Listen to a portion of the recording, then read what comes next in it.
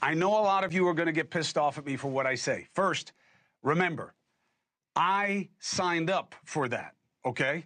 That's what Let's Get After It is all about. You want to fight? Let's fight. I'm here for it, okay? Because there is right and there is wrong. And you are missing what this embassy attack was.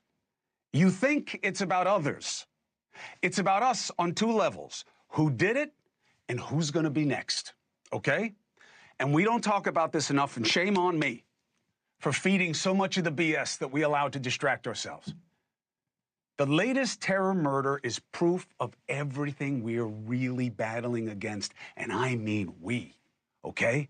Not MAGA versus the left and how many seats they can get so that they can get the money and pointing the fingers and prosecuting each other. That's all BS done to divide us for their advantage. Extreme Islamism. Not Muslims, not just Islam, not just Islamism, but extreme Islamism. Okay? That is the wellspring of terrorism, and it is an underrated threat in America. 9/11 is too long ago, apparently, and we are paying more attention to the threat of trans athletes than of terrorists recruiting and radicalizing the most vulnerable population in America, young men. The young man who murdered two Israeli embassy staffers, 30-year-old Yaron Lischinsky and 26-year-old Sarah Milgrim, is a perfect example of the problem. He shouts, "Free Palestine," not because he is from there or understands the place, but because as a young brown man, he identifies with the oppression and he has been conditioned to do that. We know the shooter is a far-left activist, caught on camera shouting "Free Palestine," and as he was arrested, he kept chanting the slogan and said, "I did it for Gaza." So why the F are all these people on the left saying "if true"? And if that's who he is, and if he's not an IDF plant, and you don't want any of the blame for what just happened on you? He is described as what he is. He said what he said. Stop asking why people who understand what we're up against, like Douglas Murray, caution Joe Rogan against his comic buddies bashing Israel for sport and to develop a following. Prosecutors allege this guy fired nearly 24 bullets in this attack because he wanted to kill as many as he could. And we know what's feeding the fire, right? Don't pretend to not know what this is about. The man has been conditioned to identify with the oppression in Gaza as if he's one of them, and there are so many like him here, in our families, on our campuses. Did he know one of his victims wasn't a Jew? I love how people are using that as it somehow mitigates what this was about. You know he didn't know, right? He was there to kill Jews, obviously. But imagine if you're right, and he did know that one of them was not Jewish. So now they're targeting not just Jews, but those who stand with Jews? Now, if it's not true, and I doubt it is, that he knew, it is certainly what Islamists instruct on the extreme side, here on American soil. Did he know that the two people he murdered were leaving an event that was about coordinating more aid to Gaza? Would it even matter when he's constantly told that Israel is starving as part of a genocide? And many feeding his broken brain are in America in positions of influence and power. And even though same people are now saying they're disgusted by this, even though it's the latest manifestation of their efforts. And they're saying they're against anti-Semitism, like the Squad and its putative leader, AOC. Absolutely nothing justifies the murder of innocents. Anti-Semitism is a threat to all we hold dear as a society. It must be confronted and rooted out everywhere.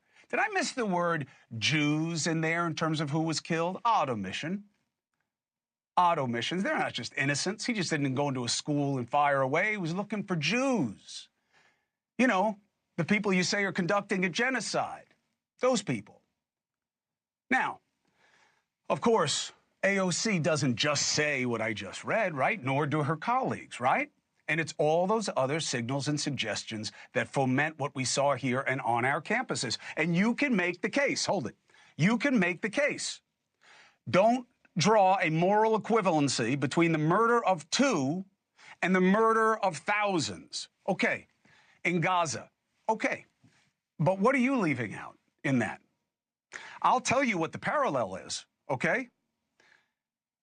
These murders were precipitated by hate of Jews, just like October 7th.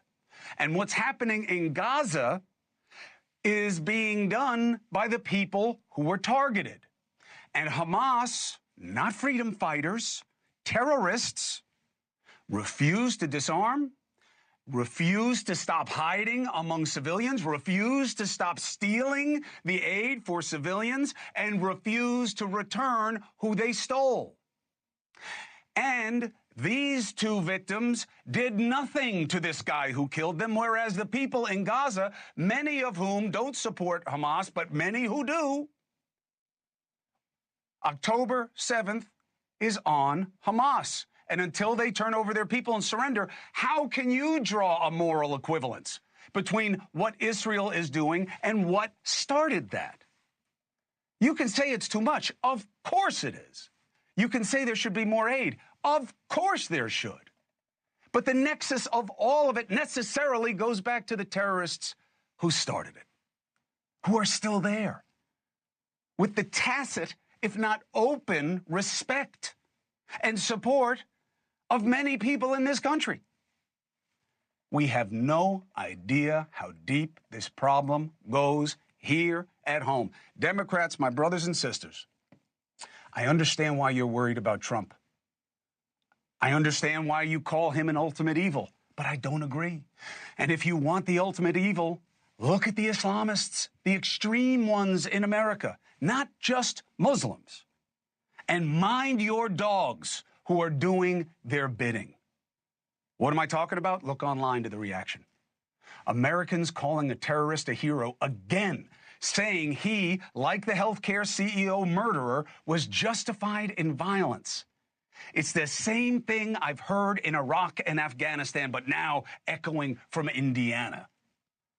This is not a one-off. It's just one more of what we choose to ignore. You remember that Islamist who drove a pickup truck with an ISIS flag attached through Bourbon Street, killing 14 people, injuring dozens and dozens more? You know, he's a citizen from Texas, right? And we used to see that as an irony, right? Wow, from Texas. That's like the last place you'd expect a Muslim extremist from, right? Wrong. Texas is ground zero for what I'm talking about. Did you know there's a push to create an Islamic residential development there? 1,000 homes, K through 12, faith-based school, a mosque, shops, insular community. What's wrong with that? Everything. Here, we assimilate. Here, the struggle is to remove the distinctions, the melting of the melting pot. That's what we're trying to reduce. The religious leader pushing for the project has openly admired the Muslim Brotherhood. Who are they? I'll tell you. Openly defended Hamas's killing of innocent civilians on October 7th. The developers initially advertised that the community would limit sales to only persons we believe will contribute to the overall makeup of our community. Meaning who? Reports say 75% of the housing fees will go to finance the local mosque, deterring non-Muslims, right? Now, before you say, hey, stop targeting Muslims, I'm not, okay? For me, I do not believe in demonizing an entire faith, and sure as hell, not all of the people who decide to believe in it. I agree that that is a mistake on both fronts. But remember what I said. The person who is the leader of this effort in Texas, what he said about Hamas and the Muslim Brotherhood. What is the goal of the Muslim Brotherhood? Reject Western influence, create Islamic governments around the world to enforce Sharia on societies. Many countries designate them as a terror agency. I'm shocked Trump hasn't. The ideological cradle for Hamas and al-Qaeda is the Muslim Brotherhood. They've been in the United States since the 60s, but they've morphed, metastasized. There's a malignancy, and it's spreading here in America. Their members aim to convert as many people as possible so that one day a majority of Americans will create a government under Sharia law. That's their goal. And guess who's been funding what we've been seeing on the campuses? The Brotherhood. You know who else funds a lot of bad stuff there? Here, not there, here. The guys who just gifted Trump a plane, that's who. That country's been crucial in funding the Muslim Brotherhood. Another report found that the Muslim Brotherhood funds a group called the American Muslims for Palestine, directly funding the popular campus protest group Students for Justice in Palestine. And another group, the Muslim Student Association, was founded by members of the Muslim Brotherhood. And another group that funds the student protests, called the Samadown Palestinian Prisoner Solidarity Network, has been sanctioned by the Treasury Department for raising money for the Gaza terror organization, PFLP. So, this is what I need you to understand, all right? It's too simple to say it's horrible that Jews were targeted here in America. Get used to it. They're not safe anywhere. And they have to be defended for what they represent about all of us everywhere. That's how big this is. Every one of these things, every time it happens, oh no, it's just him, it's just this, it is all connected. What's going on with him, what's going on in the Middle East, what's going on our campuses. You think that we are an island here. You think that because there is a relatively small Muslim community in America, that it doesn't really matter. You're wrong.